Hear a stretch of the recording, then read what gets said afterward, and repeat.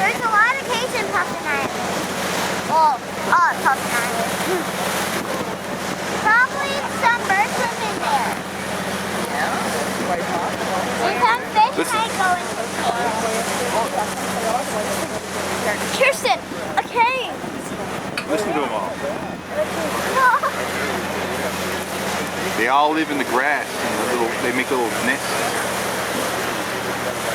Some of them are seagulls, Mommy. Seagulls live here too. So it's at Seagull House on Puffin Island. There's lots of different birds.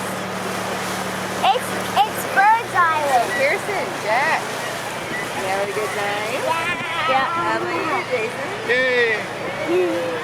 That's cool. So where are we now? Puffin Island. Well, Puffin Island. Right, 1 of 4. Yeah. We only have 3 more to go. All the birds live in the holes in the grass. Jack, we have 3 more to go. Some birds actually might live in the cave. Well, ladies and gentlemen, boys and girls, welcome to Gull Island. All the iceberg beer is down to go down here, Joe. You're happy with it? Always makes puffin watching better, right? Oh, look at Bear. It's so colorful. Anyone tickle his toes? Too bad, isn't it? Now, this is a place, folks, where I suggest when looking up to do so with your mouth firmly closed, all right? But remember that anything that happens is good luck.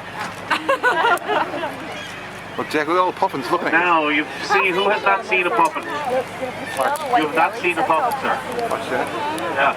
Mommy, hopefully Okay. Anybody who has not seen a puffin? Yes. All right, thanks be to God. Everybody's eyesight is good. they're right on top of us. Now, I'm going to get you to direct your attention to the grassy slopes of the island, folks. And you see those little white chests sticking up in the grass? Those are puffin. The puffin live in the grass.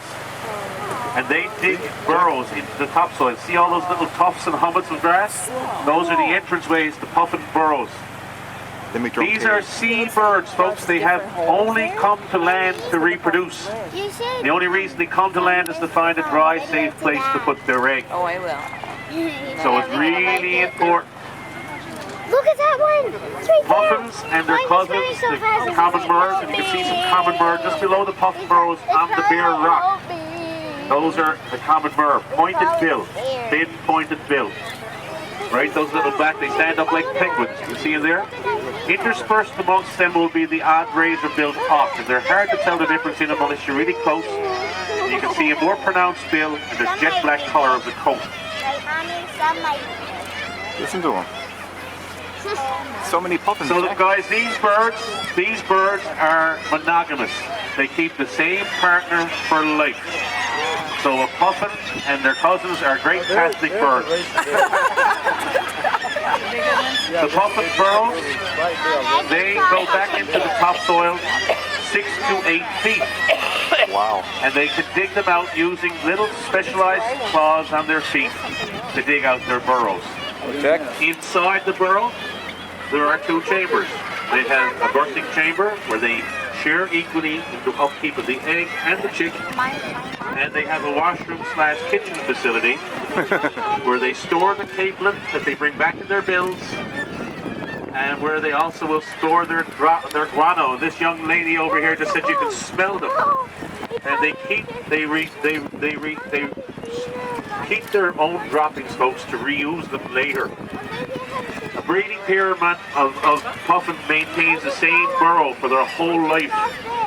So like us humans, they do some upkeep, and they will paste their own guano, their own droppings on the ceilings of the burrows to shore them up like we would glaze our ceilings with cement. So what makes these birds come to this island is that first of all they need protection. They cannot live on the mainland where there are rodents or mammals of any sort. They have only to contend with other birds as predators here. So you're dealing with larger seagulls, sorry ma'am, and you're also dealing with some visitation from crows, ravens, and eagles from the mainland. I saw 4 whales. So what makes these birds extra special is their ability to swim. And as you can see, if you look at them in the sky, they have to beat their wings up to 500 times per minute to stay aloft. puffin is like a flying potato. You attach a set of wings to a potato, throw it up in the air, and that's what a puffin flies like. That's because they've adapted their wings for swimming more than for flying. Puffin can dive down 250 feet to collect its food. Its cousin, the common bird, can go down 600 feet. 600 feet. They have a double breast plate to absorb the pressure of that tip. If we dove to 600 feet, we would explode. And as you can see, they have to work really hard as a result. And that's another reason they choose this island. A puffin cannot take off a flat surface and requires slopey terrain to dig its burrows. Look at all these, so when Jack. it comes out of the burrow, it can quickly get airspeed to get away from the island. They are most comfortable in the water, and by definition, a seabird lives on the open ocean. So once they leave this island in the early fall, they will not come back to dry land again until they come back to the same burrow in the spring. Puffins will spend the winter on the open ocean, where the Gulf Stream intercepts with the Labrador Current, about 150 miles off our coast, and they will languish in that water from the coast of Maine right to the coast of England. That's where they'll winter.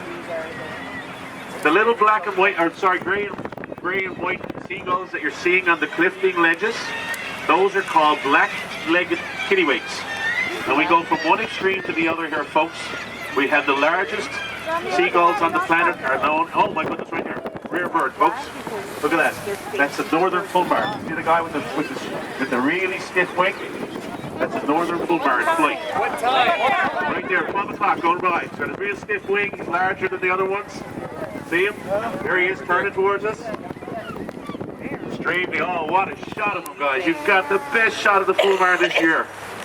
Now he nests right over there in the grass. He's going over there, that's where he likes to go. They have special nostrils on the tip of their bill, and they squirt a kind of an oily substance that allows them to waterproof themselves, and they use for a defensive mechanism as well. Beautiful little flying bird. So we're approaching the bus stop now, folks. This is the best close approach to the puffins. And look at them all down to say hello to you. Say, oh, look at this puffin. You'll go really, if you see a greater blackback eating one, because greater blackbacks eat puffins at a rate of about 5 or 6 adults per day. The seagulls are at a distinct disadvantage, folks. The seagull can only reach the length of its neck to capture its food, whereas these other birds can dive down to catch the capelin. Therefore, the seagulls have to make their way through life by mugging and stealing and